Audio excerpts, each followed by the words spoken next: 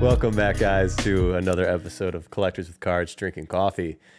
Today we have, I think, our third Canadian guest on the podcast today. He's a master collector. I'm pretty sure you've been in this for a while. I at least remember you on Instagram quite early on when I hopped in the game. So I'm curious to know the whole story behind this. But I do remember seeing you real early on, and obviously now it's just an incredible collection throughout the years. Whether you move it around or whatever you're doing, we'll pick your brain about that stuff. But today I'd like to welcome the wonderful JoshuaOttawa. Josh, how you doing, man? Man, I'm really happy to be here. Nervous, as we had briefly talked about before. It's my first podcast, so thanks for having me. Looking forward to being here and talking more Pokemon and getting to know you a little bit better, John.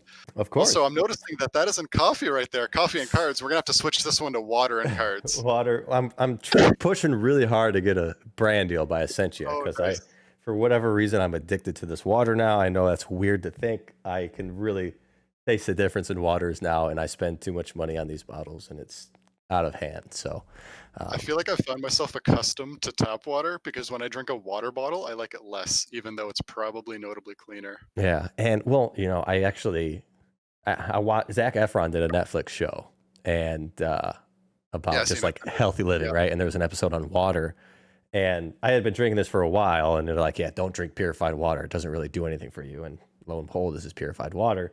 So I switched, trying to go to like the more vitamin and mineral type water, but it was more expensive, and also the taste is completely different. So it's just like, you notice it, so that's what matters. Yeah, so that was tough to do. Like I just that the intake of water dropped dramatically.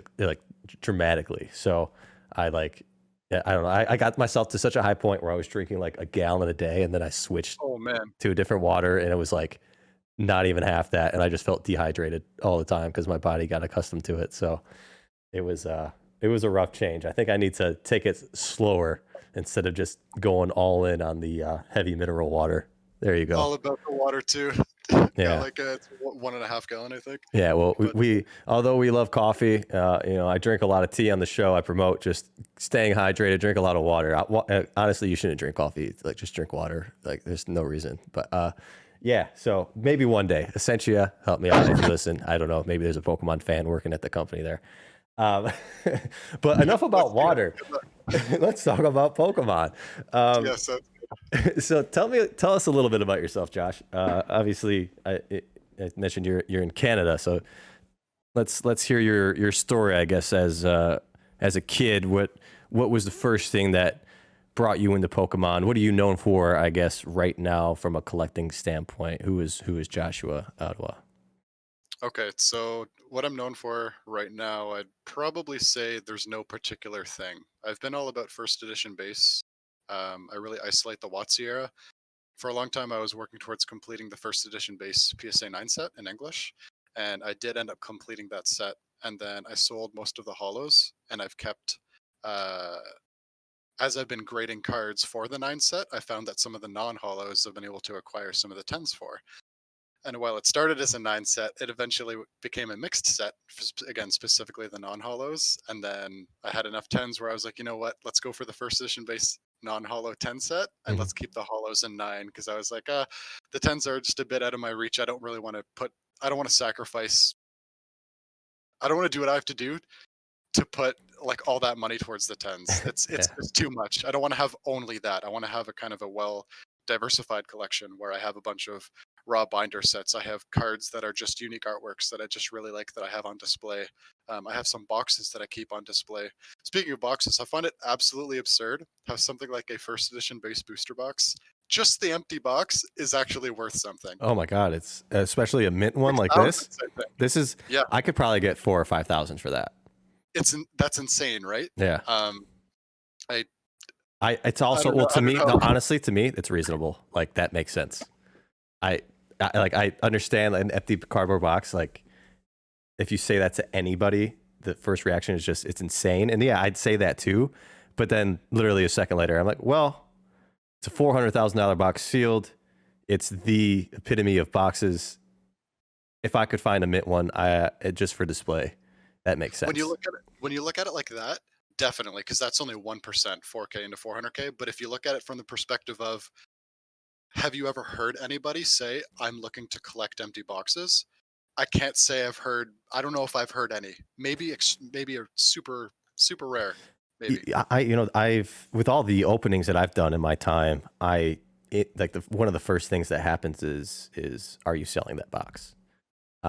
And I like to think that it's people wanting to do a full empty box collection because it is a great budget way to kind of have that instead of doing it sealed and avoid the temptation of losing your investment by opening it. Yeah, But there's definitely. also that part of me of like, all right, the reason people want these mint boxes is for reseals and that conversation. But I hate thinking that way, and I try to avoid that. But yeah, I'm I sure made a that video a little. Sorry, go ahead. no, yeah, I'm sure there's that intention behind some of the people that have reached out to me. So, Yeah, definitely some. What I did is I found it was a good idea just to put an X on the bottom of the box. So I got a red pen. hmm It's hard enough. Obviously, it's going to go through like the cardboard. It's going to indent the cardboard on the bottom, hmm and I just put an X on the bottom because nobody really, as far as I'm concerned, nobody really cares about the bottom of the hmm box where it shows the country codes. So when I have it on display, I don't even notice it. But I did put an X on all of my boxes in case there comes a day where I do decide to get rid of them. hmm very smart, Figured that'd be a safe way to go, just in case. very honorable. The part of me that cringes at that, it's like from the reseller in me, it's okay. That's going to hurt the value, but why would it hurt the value? Probably because the people that would pay more would Exactly. wanna. Yeah, so that makes a lot of sense. I mean, as long as it's in my hands, I'm not going to do that. But Of but course. I guess once if I decide to resell it, that's probably a great option to go about it to avoid anything in the future. So, um, Yeah, although I an option know to consider. I would struggle just to facing this beauty. Like this box is literally perfect. It's so nice, like crisp, Oh, like nice. really Yeah, fresh. mine's Um, absolutely torn. Have you heard of a guy named Brad? I think it's Athertorn or something like that. mm, He's been around the hobby for a super long time, but he's also in Canada. So I've gotten to know him over the last few years. We've done some pretty notable deals together. mhm. But I got my box from him, and I think he opened that box, and I think he has Oh, it on his YouTube as well. But it's like 8 or 9 years old now. mhm. Uh, but yeah, it's a pretty beat up box, but I have it on display, and I'm happy with it, and I'm keeping it. That's awesome. Yeah, like I got this box from actually the local store that we were talking about earlier. So like he just had it. Like it very likely could have been on display when I was a kid when I was there and just didn't know it. So I just like that mystery or that story behind it. So that's one of like my favorite pieces in my collection because of that. Where The nostalgia attached to it exactly, and the mystery. Yep. yeah. So and I Okay, you had asked. actually, yeah. Oh yeah, go ahead. Sorry. No, sorry. There's got to be like a half-second lag here or something. It's no worries. You can Yeah, go ahead. yeah. I was just like when I first went in to buy stuff, he pulled this out, like back in 2016 or 15 when I first got back in, and it was full of first edition base cards, like non hollows and rares, commons, uncommons, and I just bought the whole thing from him, and yeah, it was pretty cool. So So the second part of the question that you had asked, well, yes. the first I answered. The second was Pokemon, kind of how it started for me. hmm So with my account name JoshuaOttawa, I decided to go with that just because it kind of flowed, and it was usernames that I just used for most things like Xbox and whatever. Um, I think I had a YouTube at one point that I just uploaded some shenanigans on as well. That was Joshua Ottawa. I haven't looked at it in a while, but maybe you guys shouldn't look that up. Might be some tomfoolery over there. Uh, so I grew up in Ottawa, and each Saturday, well, some Saturdays rather, it was treat day with my dad. And so him and I would rather go to the corner store, and I'd get a few bucks worth of candy, or we'd go to the local store in Ottawa called Cool Cards Haven, where they sold all kinds of cards, Pokemon. I think there was Digimon there, and they definitely was Yu-Gi-Oh. I don't remember Magic, but there's tons of cards there. And we'd go there, we'd get one pack of cards for $5, again Canadian, right on the dot, taxes included, and we'd be on our way. And it was always something that I look forward to. And I don't remember if we alternated or how it went, but every Saturday or every few Saturdays, I'd get one pack of cards, and so that's where it started. And then when I was six, this is when I was 6 or 7. hmm And so when I was in grade 1, they opened a trading card program in my school. And every Wednesday at lunchtime, instead of going outside for recess, if you wanted, you could bring your trading cards. In this case, I was into Pokemon, Mhm. and trade it with your friends in school. And it was everyone in the school who traded cards. There was a bunch of people in there. There was probably 20 or 30 kids, and we'd trade cards, and that ended up getting shut down I was about to say. quick because kids would go home and they'd complain to their parents that they weren't happy with the trade that they did, Yep. and parents would complain, and it got shut down. But a story from that that I think that I'll share with you is I remember there was a guy. I didn't have a base set Blastoise at this point, and a guy came to me and he was like, "Oh, I don't have a card in front of me to work with." I do. It's always a So Blastoise. It's always a Blastoise in these childhood stories. It's never Charizard. It's always Blastoise. we're gonna get there. It's coming. All right. So this isn't a top loader, but Okay. he held the card like this with his thumb over part of the hollow, and he was like, "Hey, you want to trade this card?" And I was like, "Oh, Blastoise, that's sick. I don't have that card." Sure. And so I showed him some stuff that I had. We came to some sort of basic agreement, and I was like, "Okay, well, first, like, can I hold the card for a second? I just want to give it a look." And sure enough, when he pulled his thumb off of the hollow, there was a crease right over where his thumb was. So I ex-nayed that trade for sure. Even back then, little Josh was concerned about condition of his cards, Nice. which is funny to look back and think about because now a condition is everything. I Mhm. condition is everything because the price range between a 7 and an 8, an 8 to a 9, and especially a 9 to a 10, they're just so drastic. Mhm. So when it comes to pricing things out too, what you're paying for, what you're selling, condition matters. Yeah. And it's funny to look back at that story. So I didn't get that Blastoise. But I got another story from the childhood, and then we can carry on All from right. there. It's worth sharing. It's heartbreaking, but it's worth sharing. I love those. Well, I'll let you decide. So I when I found out about Pokemon, I just loved it. I just thought it was so much fun. Collecting the cards, but at the time I didn't really know what I was collecting. I didn't know there was different sets. It was just I would watch Pokemon and I'd play the video games. I played Pokemon Silver specifically, Mhm. and I got cards and I thought they were fun, and I'd put them in an O-ring binder, which I think now is just a terrible thing. But Yeah. I've heard mixed opinions on O-ring binders recently. Well, you talked about getting a sponsorship for water. I think that I want to get a sponsorship for the Z Folio 480 pocket side loading pages, and it has a zipper. They're it's a binder that has 12. It holds 12 cards on each side, Oh, wow. and they're really nice. They're on my Instagram at the top of my page right now. After this, if you feel like taking a look at it, you'll see what I mean. I'm But looking I at it get right now. messages about do it. I get messages about that probably twice a week, and so I think I got to reach out to them and find a way to get some sort of affiliate link for it or something. Yeah. And do these have? No, they don't have any rings in them. No Okay. rings. No, they're sick. Gotcha. They've got a zipper to keep them closed. They're pretty sturdy. Nice. They side load, so they're not going to fall out. It's a tight fit. It fits like perfect with a standard penny sleeve. Gotcha. Yeah. I mean, I use the just the typical Ultra Pro binders, and I just had Alec Pokemon on. I recorded with him before you, and he still uses the 3-ring binders, but he found like some really like sturdier sheets basically or to put your cards in that don't move around as much. They're like a tighter fit around the ring, Okay. and he just likes that because he can kind of basically customize how many cards are in a binder instead of being stuck with a set number. So Yeah, that's fair.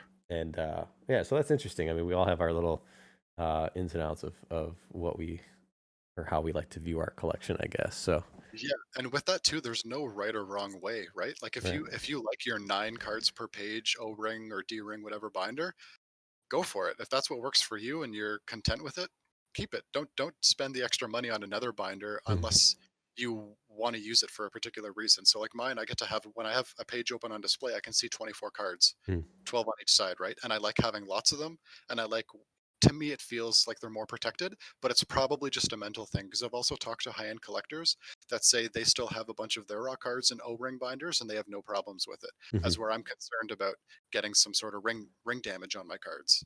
So it's maybe it's just a mental thing, but I don't mind paying the premium just to have my mental ease that my cards are nice and safe. Yeah, well, I mean, it comes down to this, right? Like when we were kids, we had one binder basically, and we would just stuff it full as much as possible. And when you do that, it shifts the page and pushes it more towards those rings. And then when you're flipping 10 pages at a time, you see, like it's Oh yeah, not the right way to go about it. So if you you know, you put the amount of sheets in there that you're supposed to. You don't put 10 cards in one slot. You move it one page at a time. Like, it's fine in those 3-ring binders for sure. But yeah, when it comes down to just the way we were as kids and not having, you know, a organized binder for each set or whatever, like we are today, how obsessive we are about it. It's It is an obsession at this point. It's not just like it's like a whole conversation to have. Like Yeah. people can debate whether or not to go with my binders or O-rings or with the regular Pokemon binders that you were talking about. It's a thing, which is kind of funny. Yeah. It's funny how things change because again, before, like you were saying, you used to just stuff as many cards as you can in a binder, right? I did the exact same thing. Especially with the energy cards, try and see like how many you can fit in there, like 10 or 12. I don't remember what it is. I did that with a Charmander. I remember I almost got 20. It definitely started to rip, but I had unlimited Charmanders. For whatever reason, I was like, how many can I fit in here? I got like 18 or 19. Just saving space. And when you'd go through your binder and you have that page that's like 3 pounds, not actually, but it's such a heavy page and it's so thick and you're flipping it over like, it feels so good. Cards. I love that. So good. Okay, so that story. Wow, we're really good sidetrack quick here. It's good. Yeah. So every Saturday, almost every Saturday, get a pack cards. On my birthday, no, correction, we need to backtrack. I'm losing the timeline here. All right. So I heard from a friend at school that you could get a Charizard for $20. And so a base set Charizard. And from the store, Cool Cards Haven in Ottawa, when it was open. It's not anymore, unfortunately. And so I was like, I would like to get one of these. And at 6 or 7 years old, you know, $20 isn't that easy to come by. But I did get paid a couple bucks a week for chores that I had to do. And so I'd save up. And after I had saved up with my $20, I went over to my dad, who was talking to my mom in the kitchen. And I said, I would like to buy a Charizard for $20. And he looked at me and he said, are you sure? And I said, yes, I want to. And he said, okay. So we immediately got up, we left, and we went to the store. I walked in the store, little Josh, 6 or 7 years old, slapped $20 on the counter, and I said, one Charizard, please. And he just looked at me for a second. He said, sorry, bud, Charizard's $40. And so I was upset, of course. So I just took my $20 and I like put my head down and we walked out the store. And it was a sad moment for me. Until I don't remember how long later it was, but it was until on my birthday, my dad bought me 2 packs of cards from the same store, $5 each, and I went on my couch in the basement or in the living room in Ottawa at the time, and you know, leaned back over the couch, getting all comfy, opened one of the packs, and at this time there was no card trick, there wasn't anything like that, right? Yeah. And so I'm flipping through it, going one at a time, and I remember seeing a Charmander. I was like, oh, sweet, a Charmander. And then the Charizard came, and I just freaked out. I got up out of my couch.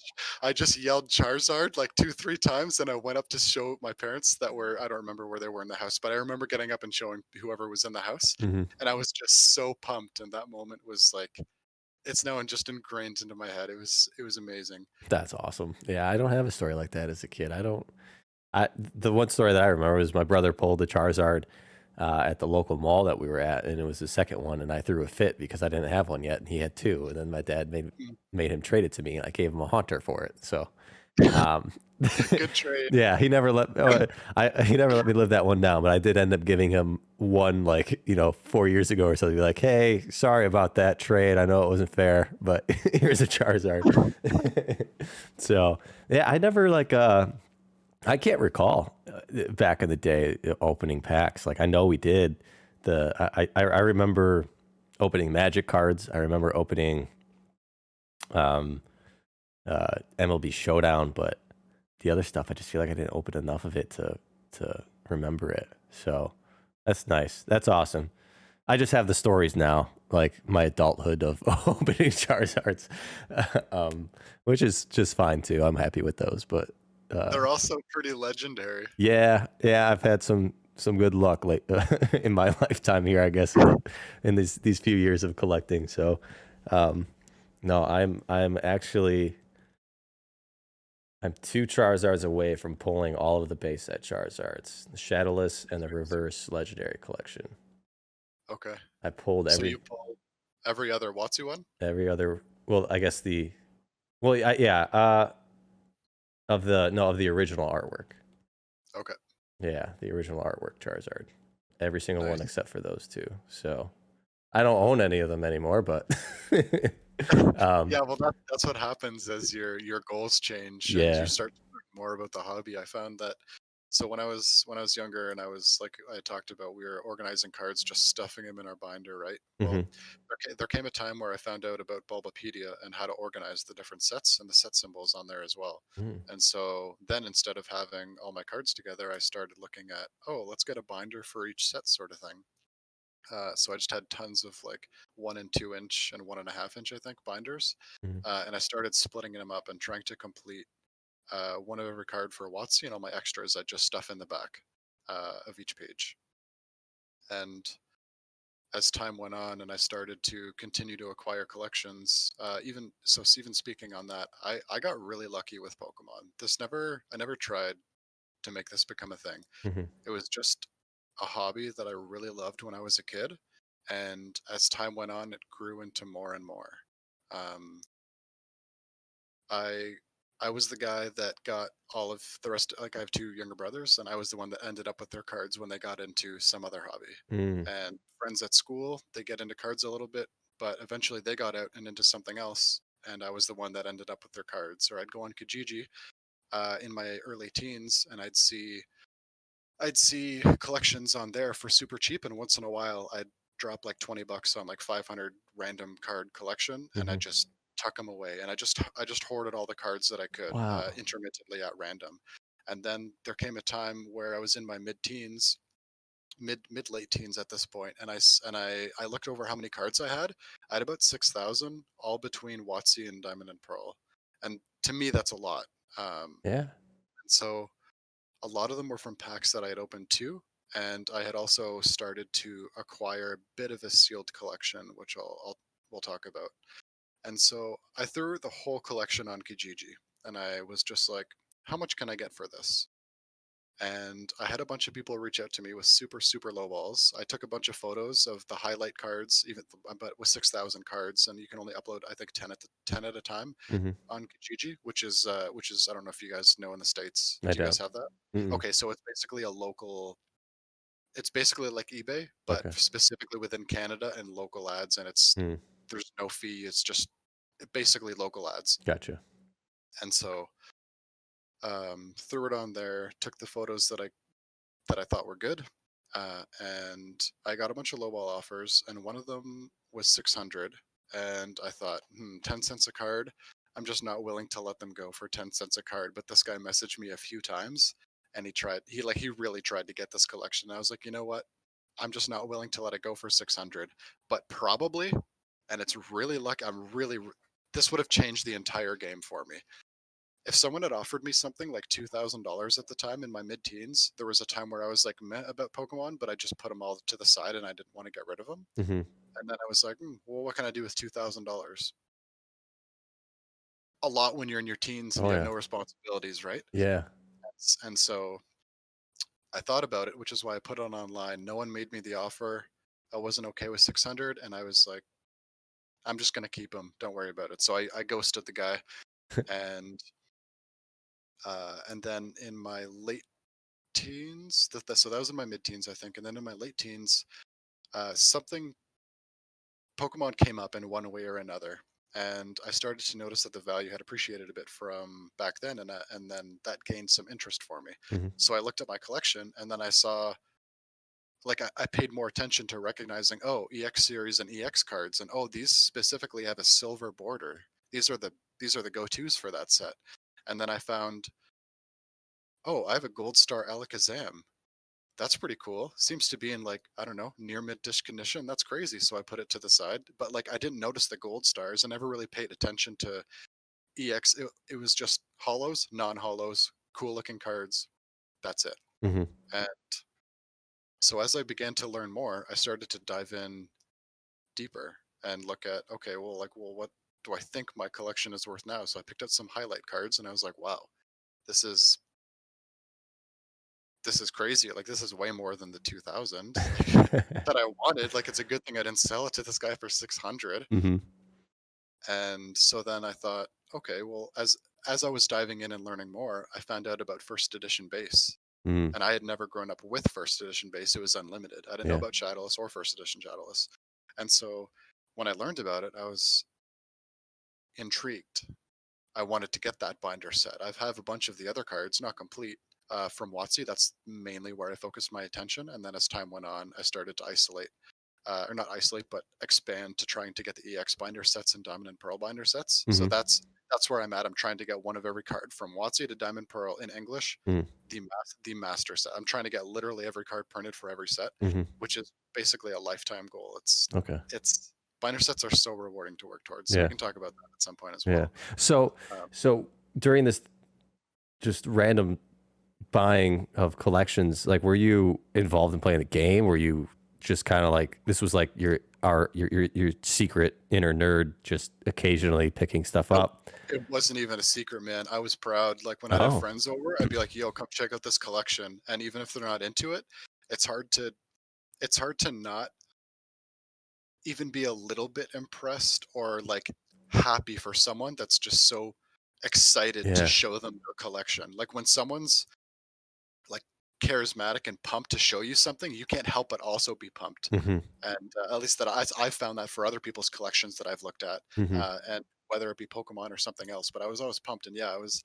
It wasn't the inner nerd that I was hiding. I was happy to show That's everybody. I was awesome. pumped about it. So you were doing a little bit of that. Were you buying the new sets that came out? Were you in opening packs, like at Walt, like So wherever? I remember, yeah. So I remember the Cool Cards Haven store actually ended up closing, so I needed to go to a card store in the mall. And for a while, I was getting cards. I think it was EB Games or it was some game store that Hmm. sold video games and packs as well. And we ended up going over there. And I remember getting Aquapolis packs, the E series, Expedition Aquapolis Skyridge, and then some of the early EX series like Sandstorm and Ruby and Sapphire. I Okay. specifically remember getting some of those. Okay. And I remember not liking the way that E series looked because I didn't like that the dots, the e-reader Uh, swipe dots on the yeah. side, Yeah. and I thought it messed with the hollow. So I was like, these aren't really my thing. Hmm. And then I remember seeing Ruby and Sapphire, and then they had EX cards and they had different packs. But I also remember them being sold at $5.99 a pack versus Oof. the five, but it was plus tax, Okay. versus the $5 tax included that I would get from the other store. Mm. So when I was young, I was also like, man, these packs are so expensive. Like, I don't want to pay $6 plus tax for a pack of cards. Yeah, that's Oh, yeah, I just completely left that out of my mind for so long. I never even thought about Pokemon or it's so weird. Like, as into it as I am now, it just shocks me that I didn't even think about it. Like, well, when you look back, of course, right? It's like, oh, if only I knew. right. And Yeah. and every single year, it seems like everyone says that. Back in Everyone 20, discovers that. Yeah. Like, oh, I wish I started last year in 2019 or 2020. I'm like, dude, you have and no idea. yeah, no, if you go back 3 years, it's literally like it's so ridiculous. Yeah. The hobby has grown into something that's just I don't know what's the term that you used in your other podcast, unstoppable. I don't. I don't know, man. I don't know, man. Try and stop it. I Yeah. can't, and I don't want to. Yeah.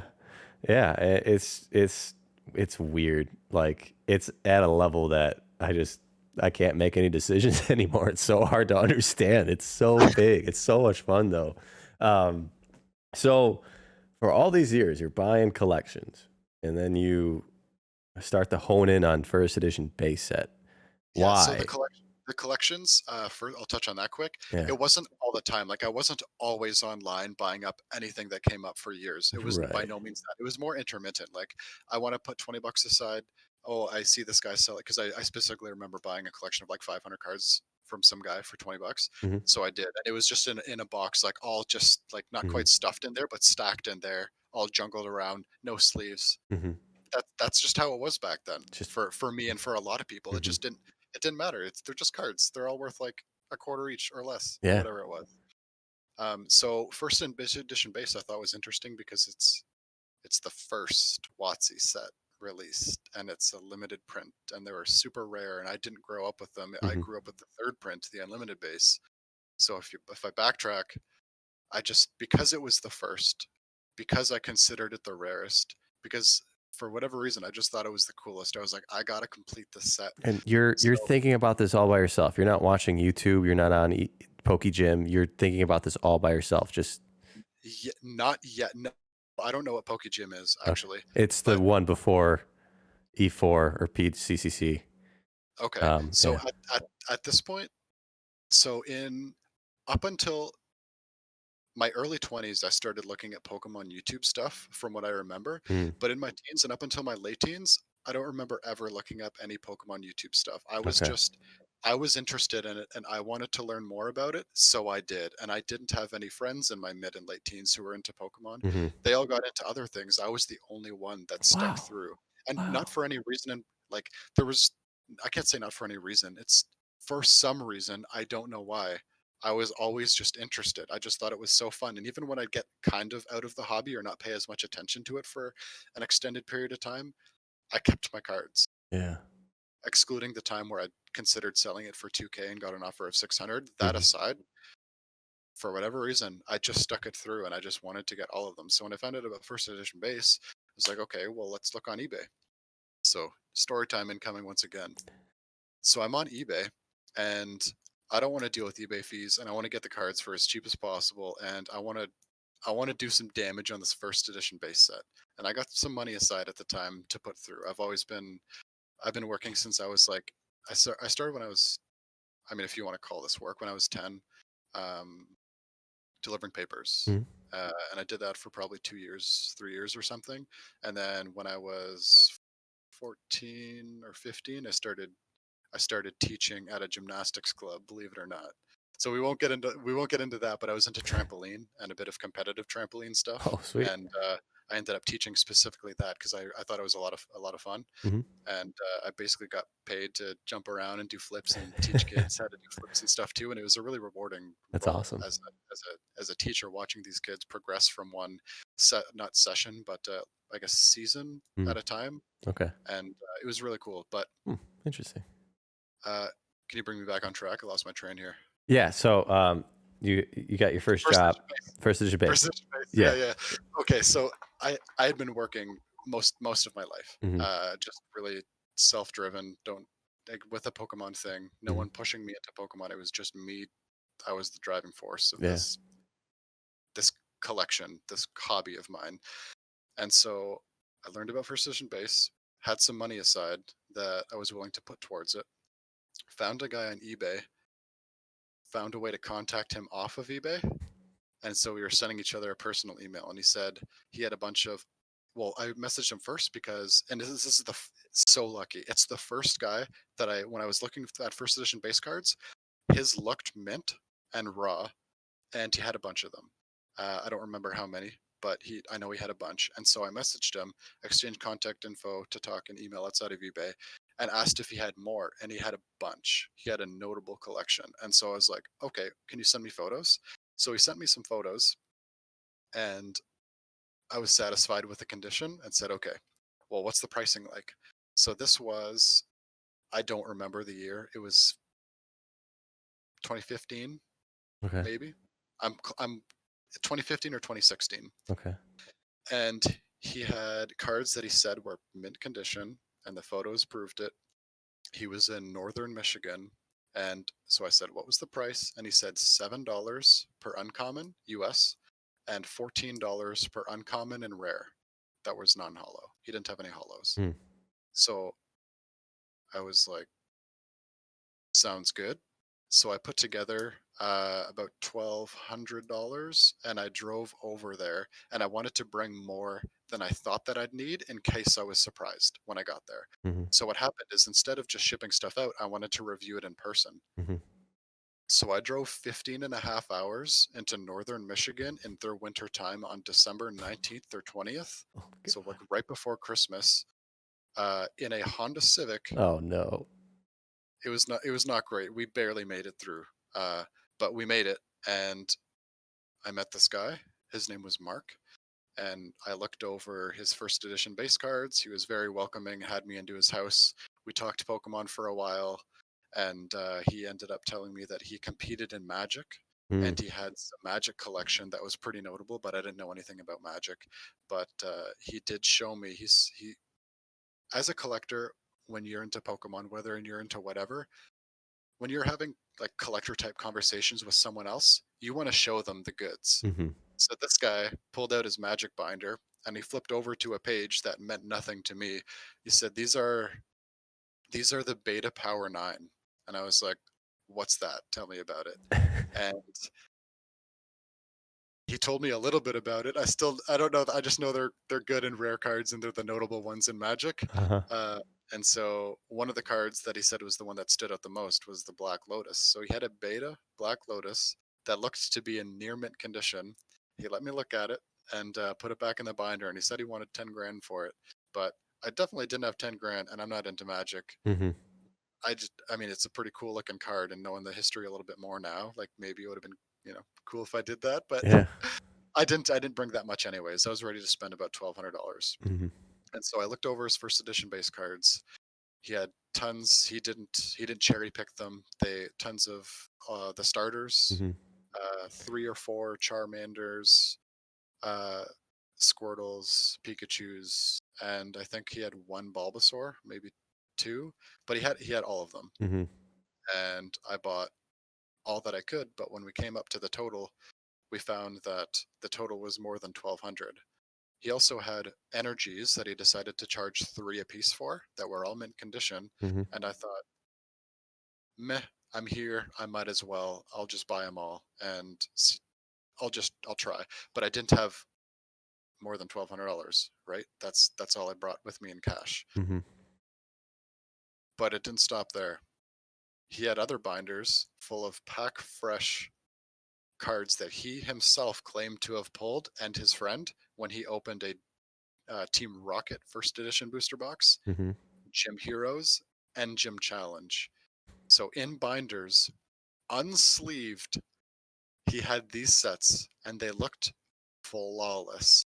So what happened was he ended up having a bunch of extra card supplies. So I took every single one of them out as carefully as I could and I put them in penny sleeves, and then he had top loaders. Mm-hmm. So we added them all up and we didn't know how to go about pricing for that. And this is still, I was super early into figuring out pricing for all this. I had no idea how to go about that. Mm-hmm. And so what he did is he said he's going to go on Troll and Toad and figure out what they would buy it for. So he sold me all those cards. He had the Gym Heroes Challenge and Team Rocket first edition. Some of them he had multiples of, but he had the complete set. He wasn't missing a card. Mm-hmm. And some he had multiples. For example, Gym Challenge, he had 2 Blaine's Charizards. Mint condition. Troll and Toad was paying 125 a piece for them. I got them each for 125, and it sounds crazy now, and at the time, I felt crazy doing it, but Yeah. the reason is because I had no idea what the actual value was. Mm. Like I was trusting that him on his computer, he was looking up the The value of a first of what edition, they the right one. yeah, and of what they would buy it for, and giving it to me for that price, which Mm-hmm. of course is a great price. And so when we round up the total, it came out to something like um, 5 or 6 grand or something like that Mm-hmm. US, and I didn't have anywhere near that. And so after talking with them for a little bit, and oh, this is also keeping in mind, I left my house at what was it? It was like 8:30 or 8 p.m. the Mm-hmm. night before.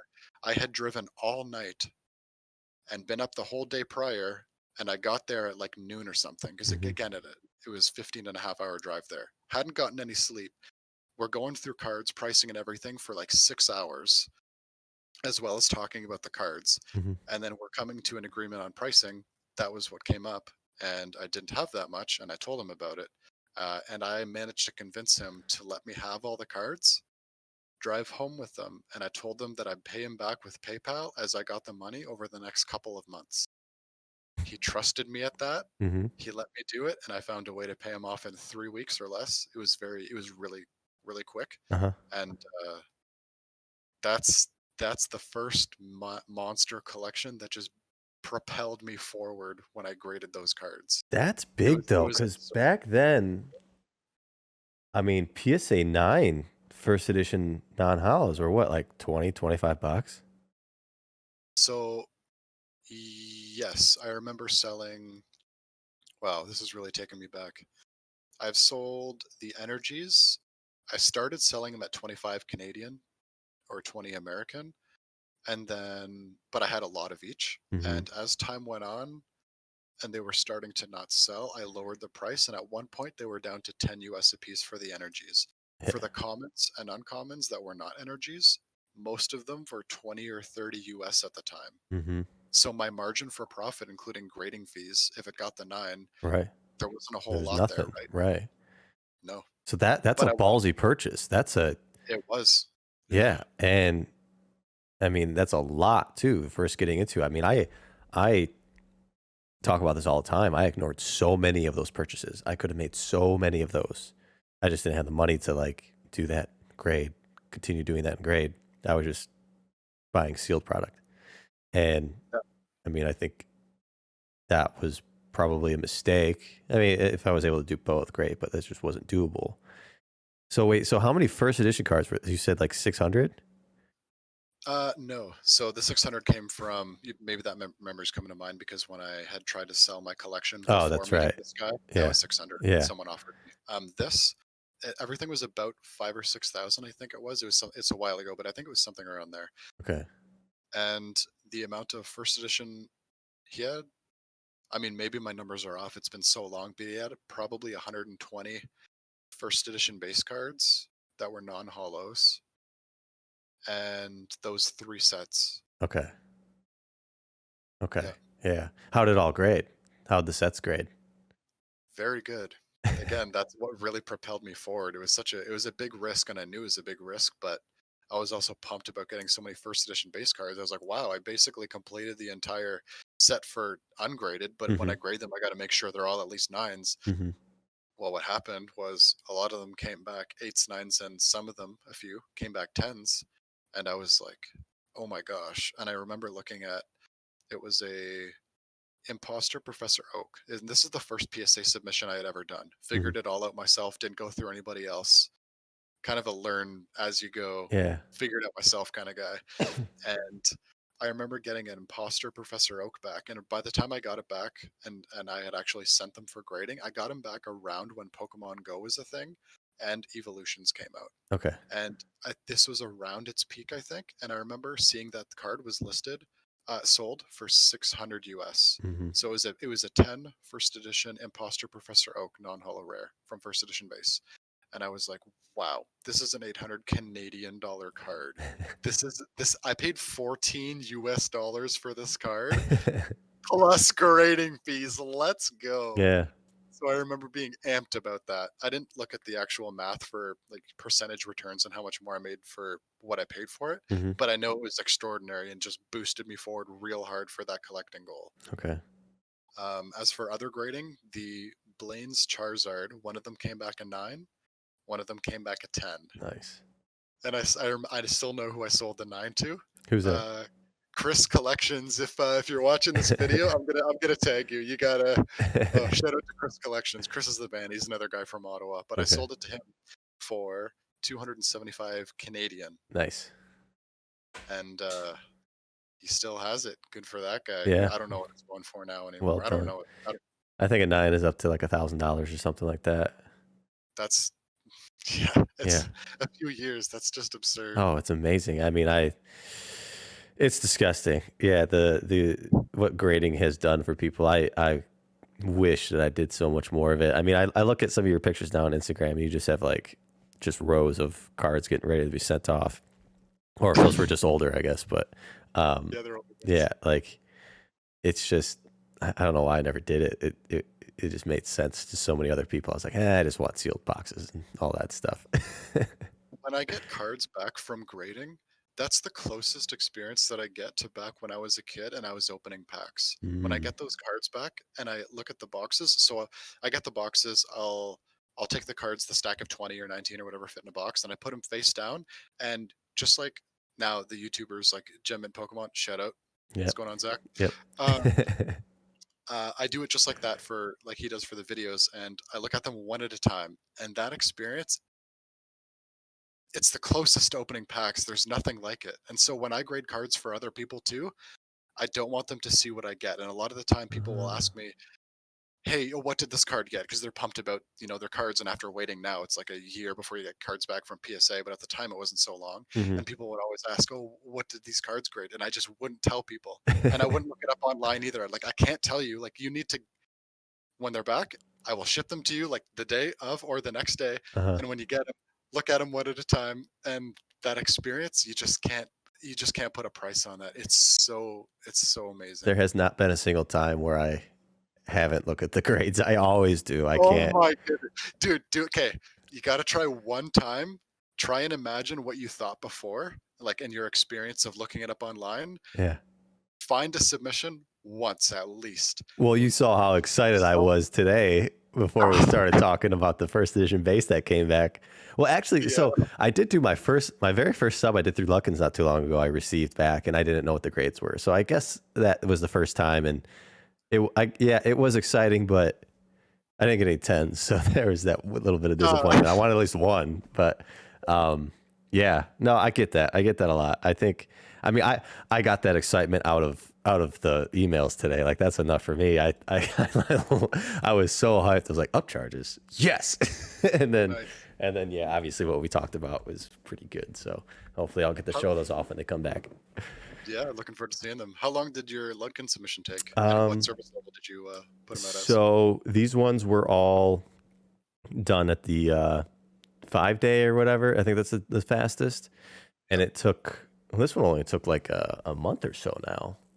that's Yeah. really good. Yeah. So it went pretty fast. I know it would be faster if I did it myself, but I also just don't like doing the paperwork anymore. So I just send it all over to them. I like Charlie and I like Ludkin, so it makes it easy. I remember when I was getting into Pokemon, he was one of the guys that stood out. And even though he doesn't seem to put out that much content, he came across for some reason as an integrable and nice guy. Mm-hmm. And I remember reaching out to him a few times. One time was early on when I was trying to figure out what are the best penny sleeves to protect cards. They like ones with a back, ones that are harder plastic, standard penny Yeah. sleeves that are $1. And he took the time and gave me feedback. And when you start off and you're really into something and someone takes the time to help you out, you remember those times. Mm-hmm. And with taking that into consideration, we'll get to me and growing my Instagram as well. But I'll touch on this quick.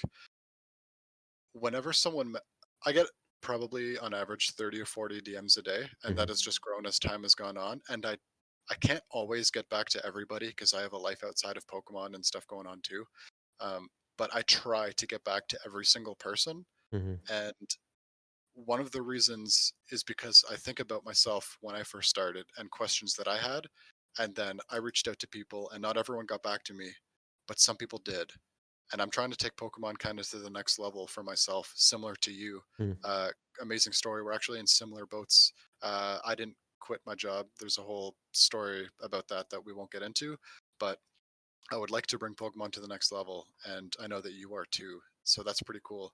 But where I am now, not that I've made it that far, not that I'm a big name in the community. Maybe one day.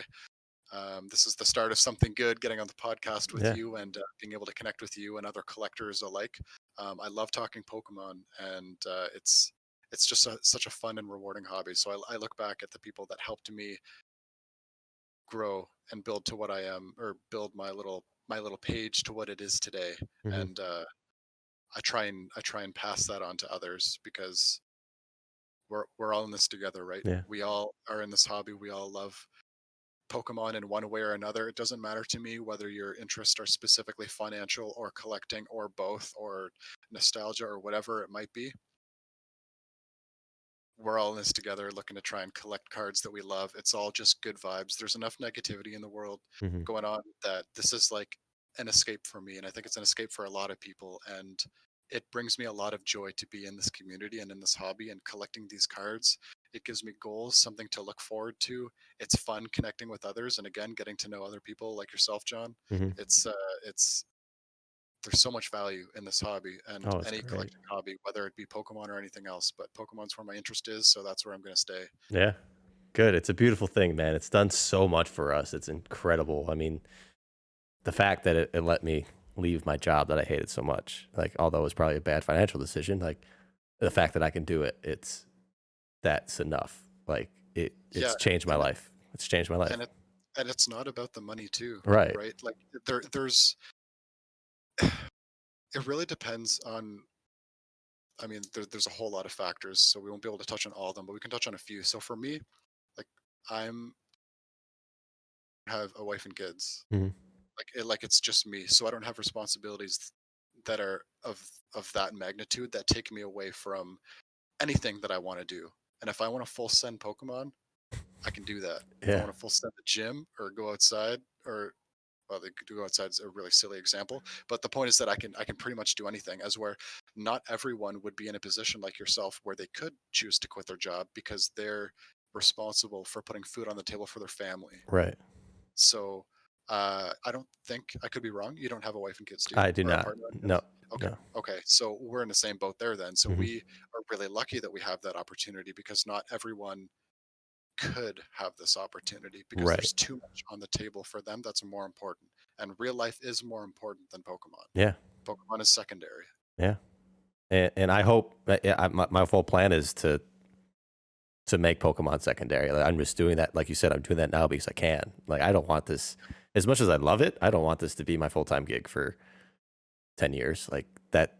I mean, unless I'm able to somehow balance that out with a real life, great. But to me, like, this is just fun right now. It's a great opportunity. But yeah, life is so much more important. So, yeah, 100% agree with Ride, that. ride, ride the wave while you can. If and Exactly. you made that decision, right? You're loving it. 2020 was an insane year. Hmm. I hear Logan Paul has another maybe first edition based booster box. If he does that again, like, what do you think's going to happen to this hobby again? I bet you it's not going to go down. Right. Yeah. Definitely not. So and 25th anniversary, we've already gotten some sneak peeks of what's coming on there. I Mhm. think 2021 is a very exciting year. I Yeah. think that there's going to be a lot happening. More and more people, more and more celebrities seem to be getting into the community. Katy Perry doing something with Pokemon. Katy Perry has like 110 million followers on Instagram. Whether or not she's Okay. doing something notable with Pokemon, Hmm. her audience seeing her and like Pikachu is enough to just even spread more awareness throughout That's true. everywhere. Yeah. Like that's such an insane, just more awareness for Pokemon. It's continuing to grow every single year. More Yeah. and more people are I've getting I've into it. got it in my head that Logan was like the peak of celebrities. I don't think there's because just then he doesn't have the most following, but like you said, Mhm. Katy Perry has I think 5 times his amount, but he just hits the demographic like spot on better than anybody else that Yes, I can really imagine. I mean, definitely. we saw Justin Bieber come in shortly with a little Instagram story that didn't really do anything. If he came in, which I don't think he ever would, like more to be more engaged in it, Hmm. maybe him, but he doesn't do the content that Logan does. So I just don't think it would transition as the same. So yeah, I'm really curious to see what round 2 does with that, with Logan Paul. Yep. And then, yeah, whoever else can come in. Like if there is someone else, like obviously that's great, but I just can't think of anybody. I don't know who that would be. Right. But also, when you think of you don't know who it would be, that's exactly it. You don't know who it's going to be, and that's part of what's so exciting. Hmm. I would have never guessed that Logan Paul. He's got so much going on. I would have never thought that Oh, he I would knew get that into was coming. time. You did? Yeah, I knew that was coming. Like I, I I, had no idea. I knew it was going to happen. And not that like I had insider information, but I knew that it was going to happen. Like Did I, Did you prepare for it? no, I actually did the wrong thing. I sold in fear of, I sold out of fear for COVID and the economy crashing, which I was right, but but Pokemon didn't. It went the opposite way, and then the economy recovered faster than ever. The stock market, I still don't think the economy's really recovered. I think it's a whole facade going on, but I'm a very skeptical person right now. So, but yeah, I knew it was coming. I didn't know when. I knew it was going to come soon because I paid attention to his stuff, saw Pokemon involved in a lot of things, and I was just like, it's bound to happen here soon. And yeah, I sold out of fear and made the wrong decision there, but I'm doing What okay. So With that said, there's still like when you're trying to make decisions moving forward, especially if you're like doing this on your own, the Mhm. financial decisions really what matter, right? Right. Like for you, you can't. It's not as much about collecting because you're using the funds that you have to survive and make a living for yourself now. Mhm. So it's less collecting, more financial. Mhm. So the only thing that you can really do is use data points from history and try and look at patterns and pattern recognize like this has happened before. It's more likely than not that something similar will take place. For the example, if Logan Paul opens another box, I think it's going to do very well Mhm. if it does. Yeah. So in this case, because you've already gone through it and you've seen how things are, you would plan differently because of that experience. So there may be a loss there, but maybe you can double down on a W. Right. Yeah. And Next batch. I mean, the thing is, like, the way that I do things in a more traditional sense is I buy and sell into the market at all times. Like yeah, I make the best decisions that I think I can at that time. But it's not like October peak. I didn't stop buying. I was still buying. I was just, but you're buying different things. So, That's um, exactly it. yeah, it's not like it's a fully lost opportunity. So, There's um, always opportunity. You yeah, just got to be able to spot it. And exactly. sometimes that is more difficult than others. Hmm. Yeah, and right now to us, to everyone in Pokemon, it's kind of right in our face. So hopefully it doesn't blow up, but in the wrong direction. But we'll see. I mean, it's going to be fun this year. I think it's going to be bigger than 2020. But um, Fingers crossed, man. so back to your collection, right? Sure. You made this big buy, which kind of changed your I guess course, your direction of collecting. You were able to set your mind on getting some tens here, doing nines in these sets, completing the WotC collection. Your main focus was graded cards, or were you just doing the binder sets? My main focus was binder sets Okay. from mainly WotC, also EX series, and then later on I added Diamond and Pearl. But for first edition base, the goal started off with getting nines. Okay. Did that Was carry over into Jungle Fossil Team Rocket? no, No. Okay. Awesome. So you kind of stuck to that goal where you finished what you wanted in PSA, and then you stuck to your goal, and you said you're still doing your goal with the binder sets, yeah, but you continue to buy grade flip basically throughout this yeah. time to support that. So as time went on, my goals sort of evolved. So it started off, like I had said earlier, as just a 9 non-hollow set. Mm-hmm. And as time went on and I graded some of my own cards and some got 10s, it was mixed. And then I thought, let's go for the 10 set. And after, I think it was about 4 years, it was probably 4 years, I got every single non-hollow first edition base graded a 10. So I still have that right now, and I'm super pumped to have it. Mm-hmm. I actually took a video. I have all my like notable stuff in storage, so it's not on site. Just gotta protect your stuff. Mm-hmm. So I have a couple places where I split them up just for extra safety, I guess. Yeah. But I did go and get those, and I made a little video of a bunch of stuff. So you may have seen on my Instagram now, there's posts of some boxes, some binder sets, and maybe some graded cards. Well, the boxes and the higher end graded cards. Your camera I ran out. oh I thank you. Let me fix that real quick here.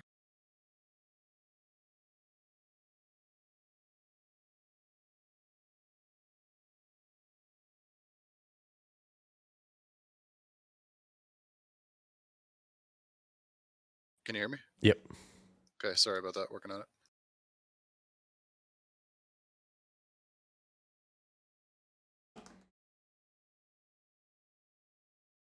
Boom. Good.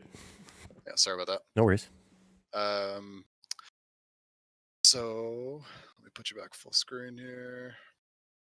Cool. So, as time went on, my collecting goals changed and started getting the 10 set and then finished it probably 4 years later, still have it, took a bunch of the stuff out of storage to get more content and start posting it. But after I got the 10 set completed, it was kind of a then what moment. Mm-hmm. It took me so long to work towards that. And then I finally did it. And between the time that I was working on it, I had put money that I had made from flipping cards back into my collecting goals. So if all the extra energies that I had, all the extra not all of them, but a bunch of the extra first edition base cards that were nines. I would sell and put that towards my collecting goals. Or if I had a nine, or if I graded a 10 but had the nine, well, all of a sudden the nine was out, kept the 10, and started isolating down on that. And then it came down to a point where I was trying to get some of the harder ones, which were Dragonair and War Turtle. Mm. And I was super lucky that I graded a Lass a 10. I got a Lass that was an 8, a 9, and a 10. Super, super lucky because that's a notable one. Mm-hmm. And yeah, crazy story. Well, it's a pretty cool story to me. The last card that I needed was the War Turtle, I believe. Mm-hmm. And I found a listing on eBay, and the guy was in Australia, and he was not willing to ship over to Canada. Conveniently enough, I had a friend going to school in Australia who had an address over there, and so I added. I forget exactly how I did it, but one way or another, I added the address onto my PayPal account for my buddy in Australia. Paid for it. It got shipped to him, and he came over to visit Canada a few months later, hand delivered the War Turtle to me, That's and awesome. that was the final piece. That's cool. It was a very rewarding moment, and it Yeah. was very nice to have people that I can trust to take care of my cards. Like, the one graded card is not very big for someone who doesn't know much about Pokemon. Mm-hmm. It's just whatever, right? Like, if you lose it, it's a Pokemon card. Who Mm-hmm. cares? But they don't know that this is super important to me, and Mm-hmm. that I paid whatever I paid for it, and that it's like I'm trusting them with the safety and well-being of my card that I'm going to treasure and keep in my collection for a long time. Yeah. And yeah, it was a notable moment when he came back to visit. One, because I got to see him, and he's a good friend of mine that I hadn't seen for a while. Mm-hmm. Shout out to Peter if you watch this. And uh, yeah, That's cool. I that like was that. finally finished the set, and Mm-hmm. then what moment? And so I've still had the binder collecting goals on the table for a while, but they've kind of been a secondary goal. Like, Mm-hmm. when I'd get collections, I'd look through them to see if there's any cards that I'm missing, or once in a while, someone would happen to know some cards I'm looking for, and I made a notable. If I make some purchases, once in a while they'd add one or two cards that I'm looking to that I'm missing, Mm-hmm. and then when I get them, it's all very exciting. And open the package, and you get one or two cards towards my binder sets that I didn't know that I was going to get as an extra. Yeah. It's like, oh my goodness, thank you so much for doing that. This every single time I can cross one card off of my binder set goals, and I get to put it in a fresh penny sleeve, and I get to slide it in that binder. Oh, Yeah. it's so good. It's so good, man. Binder sets are so rewarding to Mm-hmm. complete. Yeah, that's pretty cool. I haven't done or gone after a binder set in a while, so I'm gonna have to. I don't know. I gotta figure out a way to start collecting Pokemon again. I mean, I've been buying weird stuff. I just bought a Pikachu guitar. Um, that I think they only made like 40 of in Japan or something. At least that's what I read. So I'm just buying weird stuff now. Like, it's a problem. So, But probably what you're buying is you're buying things that are more. I mean, it's tell me if I'm wrong. It's if you got into cards and you got rid of your job to focus on this, and you're doubling down and you're buying like a Pikachu guitar, or the on your other podcast you talked about something else you had bought recently that there's limited amount of. It's a mhm. Charizard and Pikachu stand artwork something or other. What's that? Shoot, what did I buy? Oh, the Daniel Arsham Charizard. Yes. Yeah, Yeah, that's it. So yeah. are these things that you're thinking you're going to make a few bucks on? Yeah, Or I expect that they'll go up in value, but they were like purely emotional yeah, decisions. Like, that's kind of what I was going for. yeah, and yeah, again, I talk about that a lot with like me and Squeaks. Like, Squeaks is the very analytical one. I'm just I just go by my feeling on things, and it seemed to worked out. Sure, I could have probably optimized things a lot better, but um, I do get analytical. It's only for certain things. Usually for like if I'm consigning something for somebody, I'll be very like methodical about it and do it the right way, not just like my way. So I'm able to separate that. But yeah, for myself, when it comes to like just impromptu purchases or I just kind of go for it sometimes. Sometimes, yeah, you know what? And sometimes when you see something, you just want to get it. And something as rare as that, if you didn't jump on it when you did, you probably wouldn't be able to get it now if there was only 40 of them released. Right. So you got it, and 39 other people do. Yeah. And it's going to be pretty hard to get another one of Yeah. those. At least that's what I read. I hope it's true. We'll see. Time will tell. Yeah, yeah. So as you were shifting your goals, I mean, you said earlier that you had a nice little stack of sealed product. Is that the next step for you that you took, or was there one before that? We've got stories for days, John. So we got another one incoming here for you. So this is where in my mid-teens I had moved from Ottawa. Well, I didn't move in my mid-teens, but after I had moved from Ottawa and when I was in my mid-teens, I had probably 35 to 45 booster packs that were unopened. Mm-hmm. I had a first edition Jungle booster box, English, that was unopened that I bought for $160. I had a Diamond and Pearl Mysterious Treasures and a Diamond and Pearl Secret Wonders booster box, also sealed. And a few theme decks. I think that's it. For whatever reason, I thought they were cool, sealed and unopened. I like theme decks. I think they're cool. They are cool. I especially like the gym theme decks. Best ones. Those are just Mm-hmm. yeah. That's what's up. Yeah. And so with these, I had a friend over visiting from Ottawa, and this particular friend was into Pokemon. And when he was visiting, I was like, you know what? Let's have a good time. Let's open some booster packs. We opened everything in one night. Wow. All 3 booster boxes. We opened all 40 packs that were all WotC and EX series, and maybe a couple Diamond and Pearl, but probably not many. It was mostly WotC and EX series. And I added them to my binder sets, lots of mint condition stuff.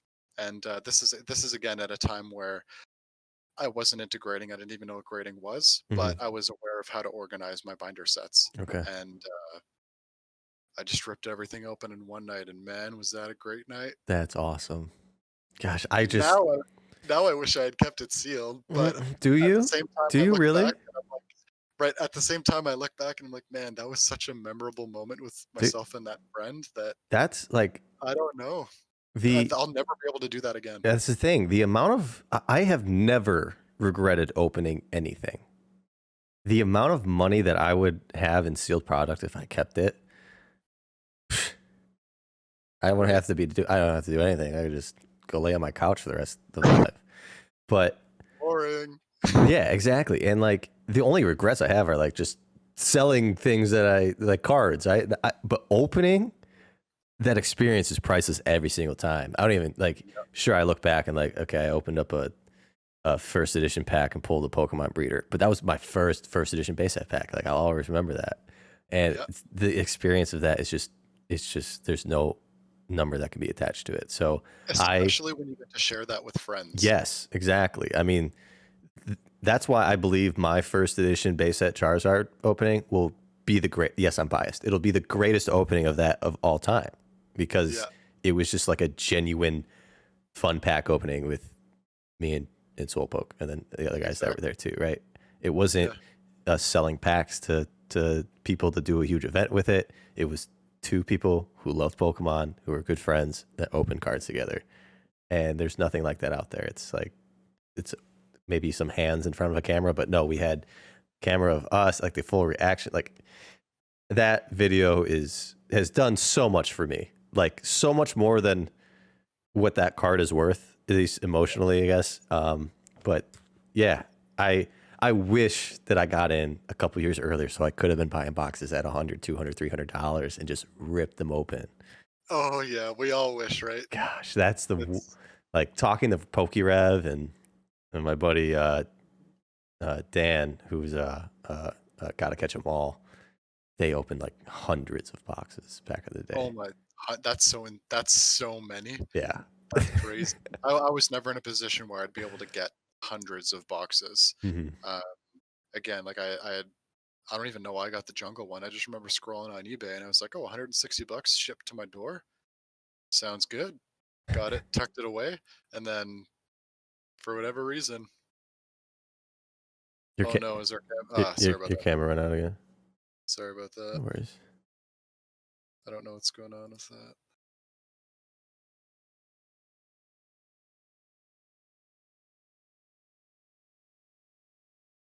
There is going to be a time where I have to get an actual camera. I've been going by for a while. I've been surviving a while, taking photos, and my Instagram videos and such with my iPhone. So I have an iPhone 6 Plus, I think it is, Mm, and yeah, it's a little dated now. yeah. It's getting pretty Well, ancient in terms of tech, but it works for now. my webcam is a Razer Kio, very affordable. I have a very expensive camera as well that I just kind of bought because it's nice for the little that I do with cards, but I don't know if I'll ever get the value out of that thing, but it's cool to have, I guess. I just noted in our chat there, Razer Kio. I'm gonna look into it Yeah, yeah, after this. So good call on that. Thanks. It looks Mm. good. Yeah, it's great. So I'm very happy with it. But yeah, shoot, where were we? I Opening. don't Oh, know. you bought Jungle Box, $160 shipped to your door, and I mean, so after you ripped all that stuff open, Yeah. you put those cards in your binder set. Yep. Were you disappointed right after? Were you like, oh, do I have to go buy more? Like, what do you remember? What you're I don't remember being down. I just remember it being a wicked night. okay? Good. I filled in a lot of cards that in my binder sets that I didn't have. Mm-hmm. I'm pretty sure I pulled the Gold Star Alakazam that I had brought up earlier in this podcast Okay. because I don't remember ever buying a collection and then Mm-hmm. I just don't really remember seeing that card. Which during my first submission, after getting those cards from Mark, those first edition based ones, that Alakazam ended up grading a 9, which was Mm. pretty cool. So I must have pack pulled it myself Okay. for it to be in that condition versus Wow. having gotten it from someone else. Interesting. Yeah, I know what you're saying with opening packs. Like it's the experience. You just can't put a price on that. But at the same time, now there's no chance that I would rip through the boxes that I have. It's different Absolutely. than it was back then. 100%. Back then, it was only about collecting and fun, Mm-hmm. and there was no life changing money on the line for that. Like some people may not be able to, like sometimes it's a hard time grasping or like taking a step back and looking at your collection and saying whether you have a collection that's $1,000 or less or you have one that's like worth 25 grand, whatever it is, if you can take a step back and look at the value that that could offer if you were to trade it, that could be like at 25 grand, that could be A down payment on a house, a car. exactly, it could be a 1 week vacation for 5 years straight for you and your family, Mm-hmm. which, if you're to weigh out the experiences of like having a good time in opening packs or having some piece of nostalgia from your childhood or offering you and your family like 5 great trips, Mm-hmm. it's it's different now. Oh my bad. It's different now. You can't I can't rip packs open anymore. I have such a hard time doing it. I haven't opened a WotC pack in over a year, I think. Yeah, I still Over do it. 2. It's so dumb, but I still do it But it's occasionally. so fun, so good for you for doing that. I just can't Yeah. convince myself to do it yet. However, there is, as I'm trying to grow this year, I'm really trying to double down on this JoshuaOttawa thing, Mm-hmm. and I've stuck with the name so long that it's just too late for me to change it. I can't change it to something like JoshuaOttawa Pokemon or whatever. Mm-hmm. People just know me as JoshuaOttawa, so I'm just Mm-hmm. gonna ride that wave, and so be it. I'm gonna stick to it. Yeah. But I am trying to take this to the next level, kind of like what you are. And I would love to get to a point where I'm able to do something. I think that you're doing it as well. And Z&G Emporium is doing it, where you get boxes for people and you get you open them and Mm-hmm. get a commission for the sales and you sell them as completely unweighed. Yeah. I think something like that would be fun. But I'm also looking at eventually getting into opening some modern product Mm. for people and doing it on live stream. And then one day, maybe like once a year or whatever it ends up growing to being, using the profits from that to get an old school box and then Mm-hmm. opening that live so that I can relive those experiences Mm-hmm. again. Yeah. Right now, I'm not willing to do it for myself and break one of my own. But if I come up with some sort of goal and at the end of 2021, for example, I'm able to get, let's say, like a website up and running, which eventually I'm kind of working on it right now in the background, Mm-hmm. which is a big step for me and it's very exciting, but it's also a lot to learn. Mm-hmm. It's a complete like learning to build a website from scratch is Oh, tough. So I'm gonna yeah, I gave really up on it. I'm just going to do Shopify and probably pay somebody to get it started for me because I just don't have the patience. But from a breaking standpoint, I'm consulting with the app Whatnot. okay. I don't know if you've seen me post about that, but they're a live auction site that you can do breaks on, basically. And it's honestly like to avoid the hassle of what all these individual breakers are doing. From I'm sounding like a sales pitch right now, by the way. Go ahead. They handle all the payments, like they provide the shipping labels and all that stuff for you. So it's just like you pay their fee, which is like 8.5%, which is not that bad at all. And you just do the breaks on the app, and you don't have to worry about. You can build a little bit of a following on there and kind of work with that to at least get started. And if you're able to transition out of that into your own website and do it that way to save on that 8% or whatever, great. But it's a great starting point just for anyone trying to get going on that. So Good call. I did note it in our chat there, so I'm yeah, going to look into that. I can get you in touch too to get you set up as a seller. So Okay. Yeah. Yeah, let's definitely talk about that after then. I'd be interested to learn more and see if I think that would be a better option than what my current plan is, which would be to end up doing it through YouTube and or the site. Mm-hmm. So with YouTube, it's such a classic way to go. Like everyone has a YouTube account, everyone looks at YouTube videos almost. And I think that's the way that I was looking to go. Mm-hmm. But yeah, if you're able to get a system in place, like it's no big deal. I just like, for me, when I used to do it on Instagram back in the day, like it was just a huge hassle because I had to basically pin my PayPal in there. I had to get my computer up to make sure that people were paying me before I opened the pack for them. Yeah. And it was just like it was doable, but it was just annoying. And then I had to afterwards go through all the PayPal, get all their shipping labels, do all that. It was a lot of time, a lot of effort. So just having it all taken care of, going through that app, to me is worth it. But if you're able to set that up, then there are ways to set that up. I guess automate it yourself, then go for it. But yeah, I've been doing almost all of my sales through Instagram, and that's both a good thing and a bad thing. It's a good thing because I don't need to pay 15% PayPal and eBay fees. It's like 14 and change or something. I just round to 15 when I do my calcs. And Instagram, you develop a name where people trust you. You can get lots of friends and family payments, which has been the way to go. Though now, as of late, since I've been hearing people getting their accounts blocked, I've been pretty concerned with my account. Like if a PayPal account gets shut down, like that's bad. Like I rely on it so much. Yeah, I mean, honestly, I mean, you sound like me a couple years ago now, or a year or two now. I mean, at worst case scenario, you could just tell them you either create a business account and everything is goods and services, and you just pay the 3% fee, which honestly is not bad at all. Yeah, or it's like 2.9 domestic and 4% international. Yeah, something like that. And if they do give you crap, just be like, you know what? Just like be honest with them. They're like, I'll pay my fees. Like, take what you want, and so you can keep your account. Basically, I think that's probably worth it. Yeah, but I've been transitioning to a lot more goods and service payments just because I don't want to have to deal with that down the road. But yeah, and it's easier to take care of too, tax wise. So yeah, exactly. The problem with that, though, not the tax thing, but goods and services, when I'm selling cards that are like $20. No one wants to pay $14 for tracked shipping on a $20 card. So I want to send it untracked, but if they pay goods and services and I ship it untracked, I find myself in a do you just risk it every time there? I don't know. I've always protected myself, and I've been like, I'll just take a friends and family payment. Otherwise, you can pay for tracked shipping, and that's worked for me. Yeah. But I am at a point now where I'm taking less friends and family payments, and I'm going with more goods and services, and just hoping that no one's gonna file a claim on their $20 card that they got that they.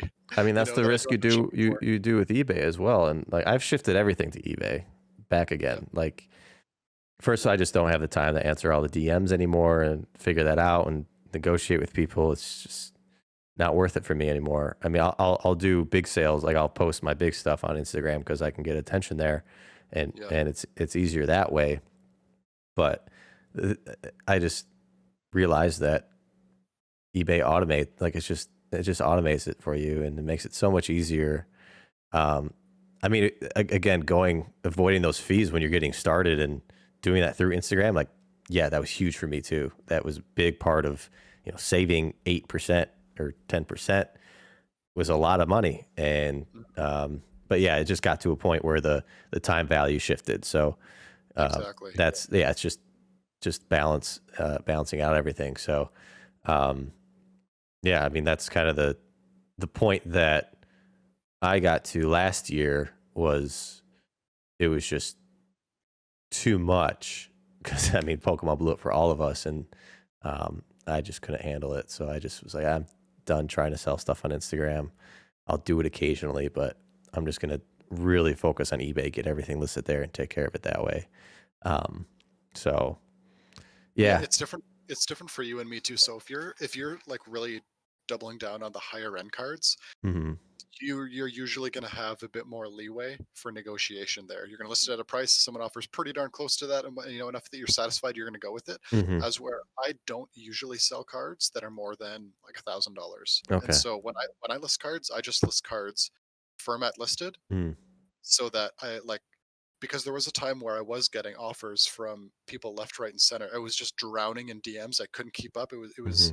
It was way too much. But after 6 months and a year goes by of you saying that you're format listed, now all of a sudden I don't get as many offers anymore. Mm-hmm. People just won't say anything unless they're willing to pay that price. Gotcha. And when you are sweet, we'll move forward. But if you aren't willing to pay it, there's no hard feelings. Maybe Mm-hmm. someone else is willing to pay it, and a lot of the time people are.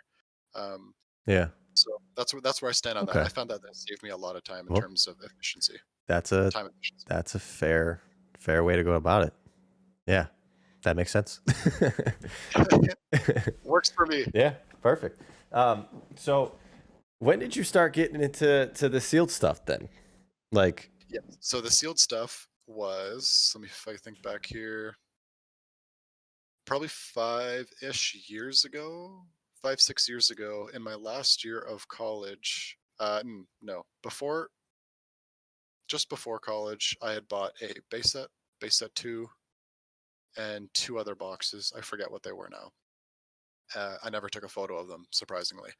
But for my last year to help pay for college and rent and life outside over there, because I'd moved to a different city for school, mhm, I sold my boxes. And I remember buying the base set box for $500, and it was what, a year to whatever it was later, I sold it for 6 or 650.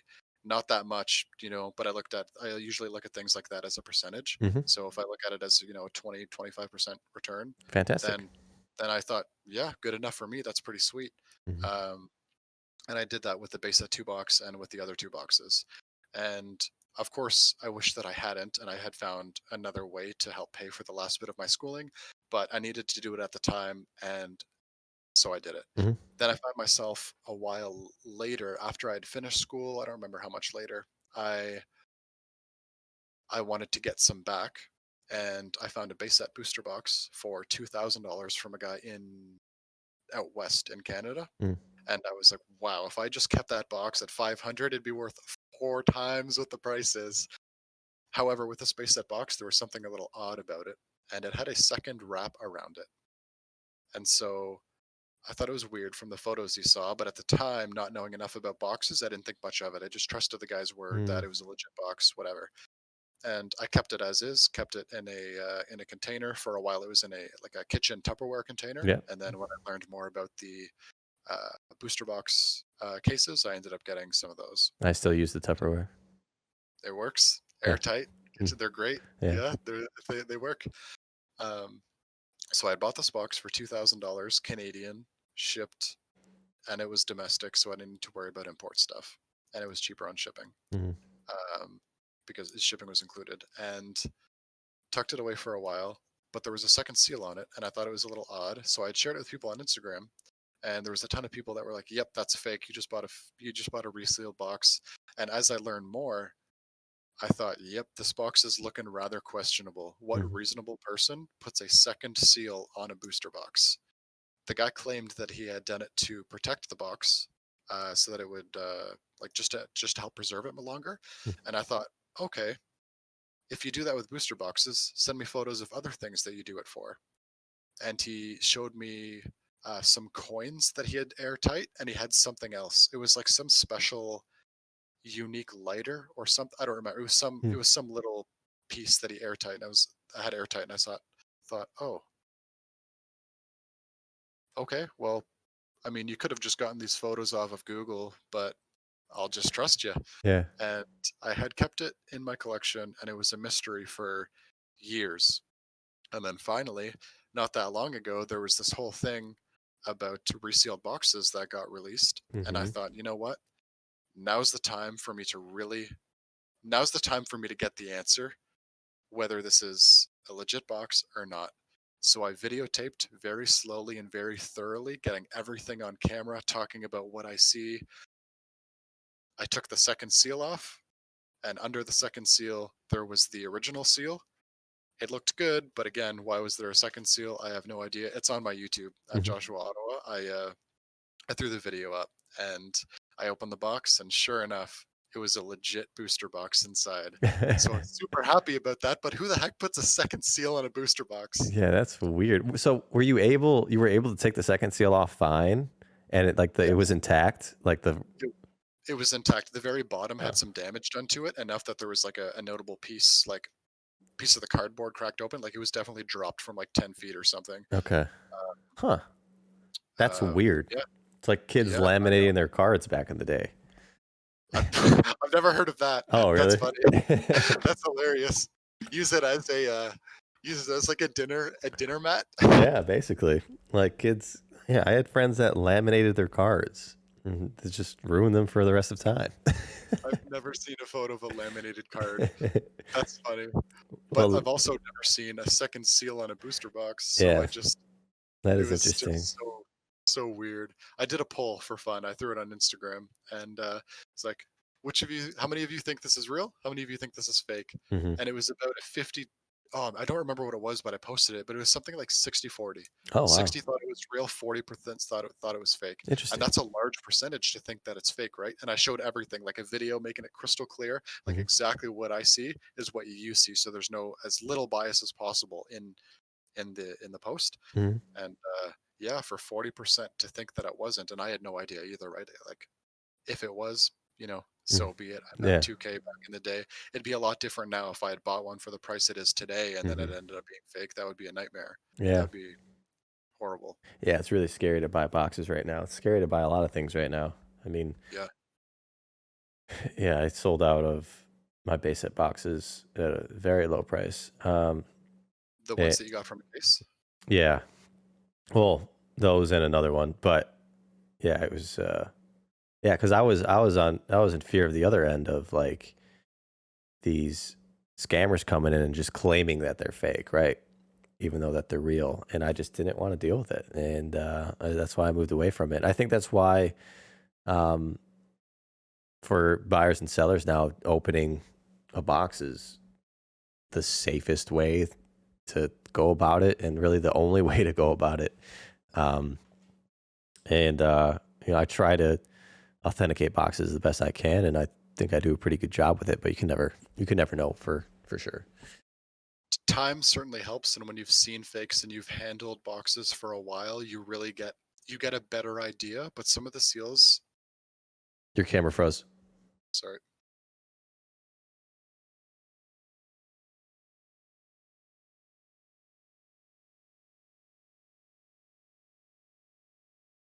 as time Good. goes on. Yeah, sorry about that, man. All good. Yeah, I'm not sure why it's doing that, but hmm. As time goes on, you get to know what authentic boxes feel like, and you get to know more of the red flags. And there's Hmm. been a lot more content put out as of the last several months about what are red flags, what are things you should be looking out for when you're looking over boxes. But yeah, at the end of the day, the absolute safest way to go is to open the box. So Hmm. now, when I'm trying to look for other boxes to add to the collection, the only way I do it is if it's from someone that I believe to be a trusted source, or from someone who I know that has had that box for at least 2 years. Hmm.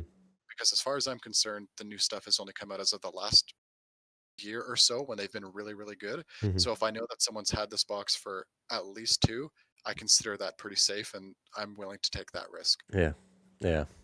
It's a tough go. Like the consignment that I just got, where I got about I forget the number of boxes, like 15 boxes. Yeah, he's had them forever, but he's international, and it's like, where did you buy these things from back in the day? It's like, from everywhere. Like he paid $400-$500 for these boxes a long time ago, and a Yeah. lot of them are beat up. And I had to open up. The worst one was the Neo Destiny box, and I did that little YouTube video of the consignment that I was showing off, and I opened up the Neo Destiny box on camera, and lo and behold, everything was fine. So I gotta figure out how I'm gonna go about selling those packs now, but. Yeah, I mean, figured take a look at the worst looking box, and it happened to be the most expensive box from the whole lot. So just comparing everything and my boxes to his boxes, it all seems good to me. Well, for your consignment sales, you're looking to sell the packs, correct? Yeah, So whether or not one ends up being fake, you're going to find out when you open it. right. And obviously, this guy trusts you. If he sent you 15 booster boxes Yeah. international, you're going to do consignment sales, right? Like, you're not looking to waste anybody's time. Like, you can do everything on video too for the people that want it. Mhm. You're going to find out whether or not it's fake. And if it Exactly. is, then I guess you're not selling that. And it's a good thing that you would have opened it and found that out, because if he sold it to somebody else, all of a sudden there's a problem, right? Mhm. It's better to find out beforehand when you're doing Exactly. some notable purchases. Yeah. So it's it's a tricky business, but it's nice to go this route now and kind of remove that risk, I guess, from all parties, because I mean, most people you sell to now are going to break the box because you can make money on it that way. In some cases, in other cases you can't. But it's sealed product is an interesting beast. So, how many boxes do you have in your collection right now? Don't want to answer that one. Fair enough. I've got a few. Nice. I've got a few, and as of the last 3 years, probably, I've been trying to definitely double down on basically buy, sell, buy, sell. Whatever profits I have, I use towards stuff to keep buying and selling, buying other collections or whatnot, putting the extras towards the extra money towards grading cards, and whenever I sell and I have enough to buy another box, I've been trying to get another box, and I've been repeating that, really like doubling down on boxes for a few years. Nice. And everyone can accomplish a different amount with few years. A few years you can accomplish certainly a lot. So by no means do I have any ridiculous warehouse collection, but I'm very happy with the collection that I've built so far, and I'm continuing to grow it slowly. But it's a lot harder now. So I thought it would be fun to get one of every WotC box. But now all the WotC boxes that I'm missing, they're just insanely priced. Like how does it's What's one you're missing? I'll tell you. So I'm missing Genesis. I've got an unlimited one. Genesis, Destiny. I just opened. Revelation, Okay. Expedition, Aquapolis, Skyridge. Oh, all okay. All the pretty much Neo and E series. Gotcha. And I have the ones that I've been doubling down on have been the earliest ones. Gotcha. Okay. Pre-Neo. You got first edition and unlimited, all of them, other than base. Not all of them, but okay. Slowly working on it. Nice, cool. Yeah, that was my original goal when I came in, was to get one of every box, and I strayed away from that goal. I definitely could have done it, even with the first edition base. I definitely could have got there at the time I was doing it and the way I was doing it, but I just got so caught up in getting everything I could, so I ran away from that goal. But yeah, that's a fun one to do. I'd actually be into collecting an entire empty box collection now that we talked about that earlier. Like, I would totally do that. Really, it's like there's two things. One, like, why do you want it? Investment, for display, for nostalgia. Maybe the right person could get the same amount of value out of the empty box artwork collection that they could the sealed box. So if that happens to be you, pay 1% or whatever, less than 5% of the price to get the same value out of it, and use that extra money towards something else that matters to you in life. Exactly. Put it towards a down payment on a second house and rent it out. Put it towards a wicked vacation that you're never going to forget. Yeah. There's always opportunity. You just got to find it. And there's always there's room for sacrifice too. Like maybe you're not getting the sealed box, but if it's not really the sealed box or investment piece you're going for, and it's more the nostalgia, then just go for it. There's Right. a lot of workarounds too, just like the binders we were talking about. If you don't want to pay for a premium for whatever binder, just get like the dollar store has plenty of O-ring binders you can get. $1, you've got the binder, you're all set. Yeah. There's a lot of cheaper alternatives, Hmm. and a lot of the time too, I find for Pokemon, I find myself and other people that I speak to a lot of impulse purchases where they see something and they're not willing to wait 2 months to find a good deal for it. Hmm. But a lot of the time, when someone's patient and they want a specific card and they're willing to wait and do the work to try and find the right deal, the right person, if you're lucky and you can find it domestically, saves you a lot, and that extra money you can put towards Yeah, other but things. that's You know, a double-edged sword, man. I mean, the amount of times that I did that and missed out on a lot of great things because I was being that way of wanting to find a better deal. It's very hard to weigh those options and figure and balance that one out. I mean, but I agree with that what you said, but I also disagree with it. So it's a tough one. I totally get what you're saying, and I even have a story with that too. For a while, so Gym Heroes is a box that I was trying to acquire for a really long time. Hmm. And this is back when it was going for about 2K. Mm. And I was trying to find someone for like 19 or 1950. And it was going for 221. And I found someone who was willing to sell it at 2000 or 2050, I forget. But I wanted to pay 19 or 1950. Again, numbers are rough. It was a while ago. And I wasn't willing to pay that extra $100 or $200 because I was waiting for the right time. And sure enough, prices continue to rise on sealed boxes, just like they have consistently for years and years. Hmm. And I found myself missing out on it, and then all of a sudden it was 2500, late 2Ks.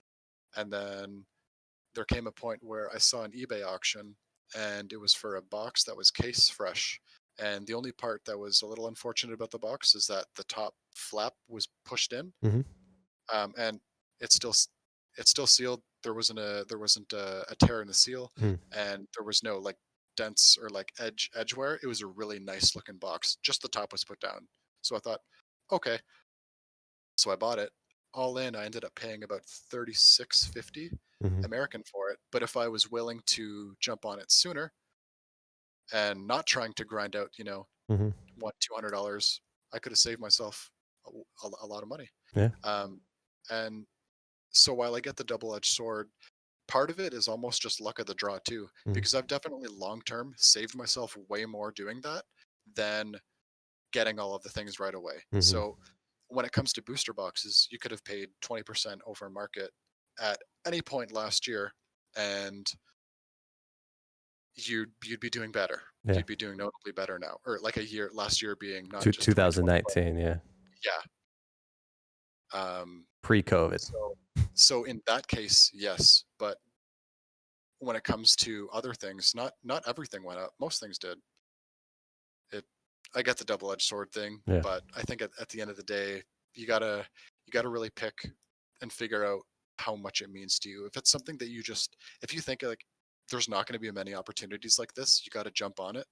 Then you got to jump on it. But if Hmm. it's a card that's super common, personally, I take the risk and I wait out and I wait for it to come up and then I go for it. So an Yeah. example of some of these cards are some of the cards that I have on display that are just artworks that I like the Skyridge Alakazam or the Celebi EX from Unseen Forces. I just love those artworks. There's a bunch of others. The Expedition Blastoise Hollow, Hmm. amazing artwork. My Yeah. favorite Blastoise, and I just have one of those and one of those for display that I haven't been planning on selling. I look at them every single day. I absolutely love them, and all of those I took my time to try and find Yeah. the right deal for those. But Yeah. I, Yeah. at the end of the day, there's a double-edged sword. Yeah. That's that. I agree. Yeah. So, well, it sounds like you have your goals kind of set pretty well here for 2021. I mean, you're looking to take that next step, maybe take that leap to go after this stuff full time eventually, or hopefully this year, and start growing your brand name a little bit. Do you have a logo? You got to get a nice logo. I've been thinking about that too. When Yeah. I started working on the site in the background, one of the things that came up was I don't have a logo. I have that picture of Bulbasaur and Squirtle. Mm-hmm. Bulbasaur riding Squirtle's shell down some snow, like they're Yeah. sledding together. That's the greatest photo. I love that photo. But I don't have a logo, and I don't want to change my Instagram photo because that's the way it's been for years, and that's people know me by that. So Mm-hmm. when it comes to trying to figure out a logo, It's tough. I'm having a hard time trying to sacrifice that unless I can keep that photo in there. Yeah. I don't know if someone's got to come up with a good idea, and like someone comes up with a good idea, I'll pay you for it Yeah. if I end up using it. But Mm-hmm. it's hard for me to commit to wanting to change that Instagram profile picture for a It's been a logo. part of you for so long. Yeah, it's just awesome. So you got that going on. You got your binder collection. Is there anything unique that you're looking for that you're chasing, or It's a dangerous path because I know there's a lot of people that are that watch this podcast, and we can when you help you share, out? I yeah, mean, yeah, that's another double-edged sword conversation yeah, as well. I know. And always can get a lot of help from people, or yeah, they'll just try to snag it from you. So you don't have to share, but I'll at least give you a bit of feedback on it. okay. My main collecting goals. So my main goals this year, actually, we'll even backtrack a little bit more. Each year, right before New Year's or on New Year's Day, I make a post and it's goals for the next year. Mm, And they're specifically Pokemon related. Now, I'm not really one who believes in New Year's resolutions. I think that if you want to make a change, you should just go ahead and do it. Why mhm. wait? Yeah, Why do the thing on a set that you date. want to change when you just told yourself that you want to? Yeah, why wait for that date? Mm, So if you want to make a change, just go for it, especially if it's going to be good for you. And sometimes you just need a little bit of incentivization. So I'll give you an example. Um, my dad had been wanting to use the elliptical more often and start getting in shape. So we have elliptical in our house. And so I said, okay, you want to do that. And I want to do this, which was get up by a certain time each day instead of sleeping. I have a pretty late schedule. I'm a bit of a night hawk. mm, And so I think that it would be better if I rotated my waking hours were back a few hours. And so I said, okay, I'll get up by this time and you have to use the elliptical for 10 minutes every day. And when either of us don't do it, we owe the other person $10. oh, So if he high doesn't rollers. do the elliptical for one day in that calendar day, he owes me $10. And if I don't get it by a certain time, I owe him $10. And it's all done based on honor system, right? And so we let that go for the end of at the end of this past year, 2020. We let it go for about 3 weeks. And at the end of the day, good for him. He didn't owe me anything. He went every single day, which is great. And it created positive change for him because even right now, he was doing it for 3 weeks with some incentivization. But now that he's in that routine, which is a positive change, which is good for him. And if he keeps this up, it's only a good thing to Hmm. do something like that. Now he's still doing it because for 3 weeks he was in that routine. And how much do you owe him? I owed him $30. Three Okay. days. 3 days. I was like, nope, Yeah. not worth it. I'm just, I'm just, I was up to like 3 or 4 some nights just working on whether Pokemon stuff, packing cards, or looking at a podcast or browsing through YouTube, just getting distracted with stuff. Sorry. Sometimes it's just a spiral that just keeps going until I get tired Hmm. enough. Yeah. I like the Nighthawk life, but I think it's a good idea to bring it back a few hours. So that was a good idea.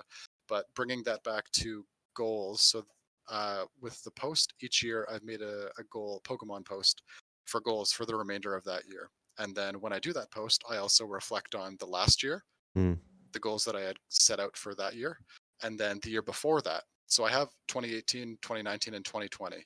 And then I just listed my 2021 goals in that post. And I also screenshotted those other posts that I did those other years to kind of, even with that, you just see so much progression in what your goals even look like.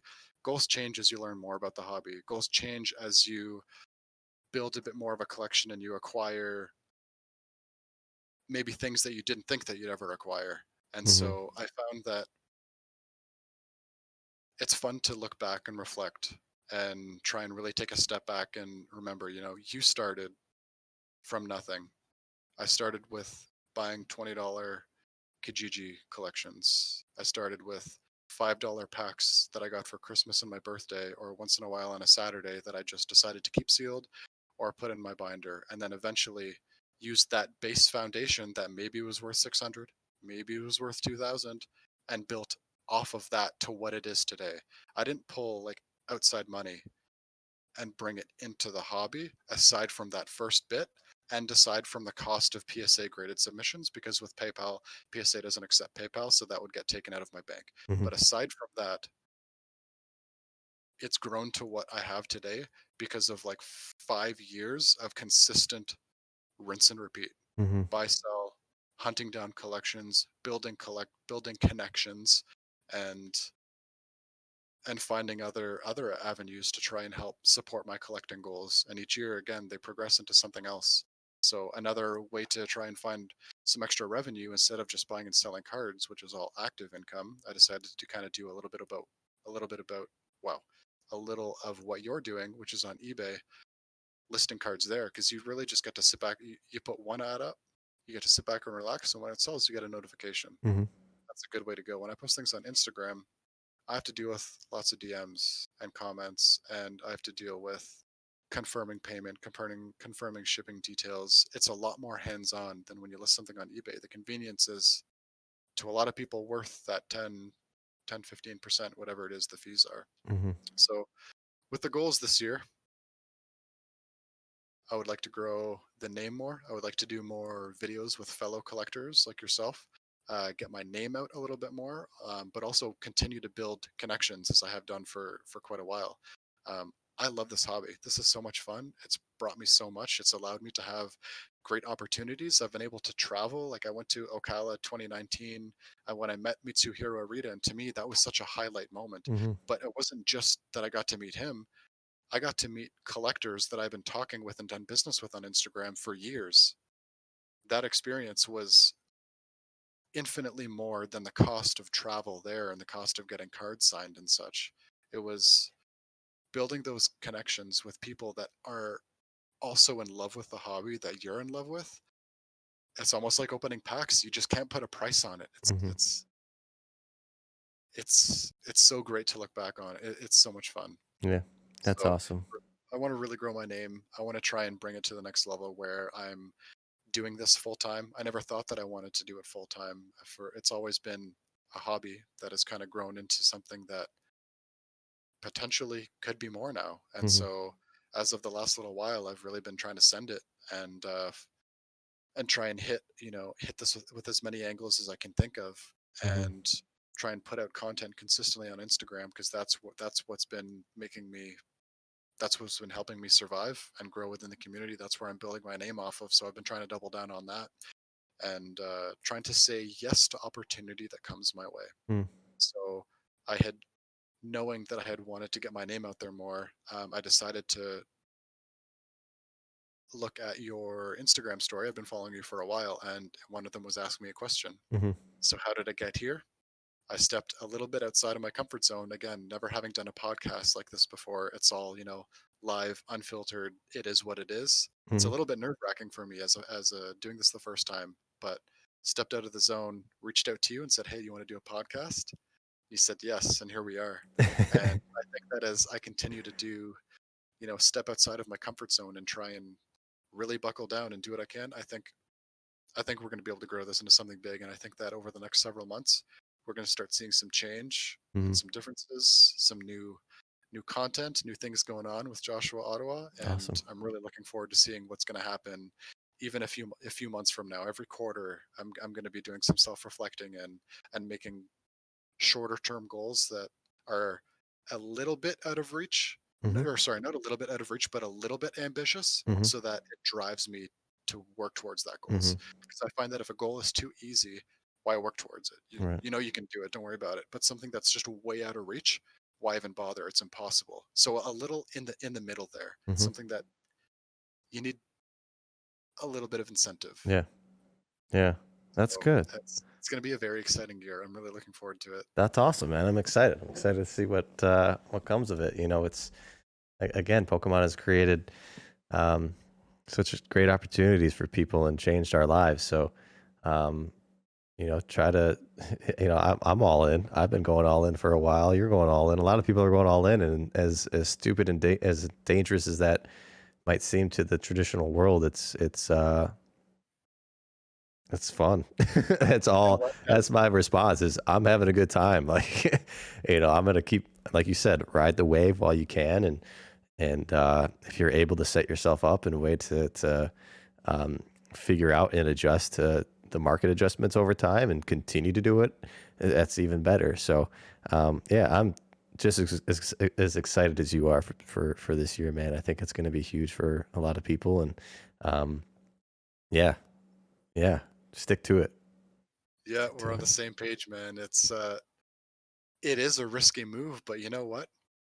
Why not? Mm-hmm. The boring and cliche saying is you only live once, Mm-hmm. and it's true. And if you want to do something, you just got to go for it. And I want to give this a go. I want to see if I can make it happen. Mm-hmm. So I'm going for it. And Sweet. yeah, very very exciting things to come in the future. Sweet. Well, thank you so much, Josh, for being on the podcast, man. Everyone, be sure to go follow this guy on Instagram, JoshuaOttawa. I usually pull it up. I'll pull it up later and post. Um, Sounds good. and yeah, give him a follow. Reach out to him. And yeah, be sure to hit that like, subscribe button, and do all the things that help promote this podcast and get everyone's story out there to a wider audience. So thank you guys. Thank you, Josh. And we'll see you all soon. Thank you so much for having me. Have a great rest of the day, man. Thanks.